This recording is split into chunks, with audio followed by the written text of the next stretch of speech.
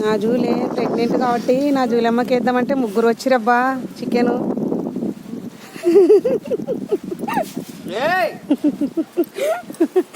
నీకేరా,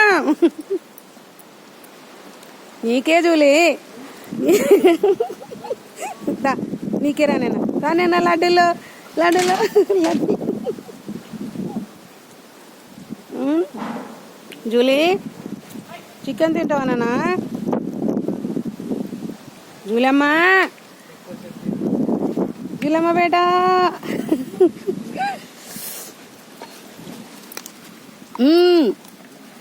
చేరింత తినండి.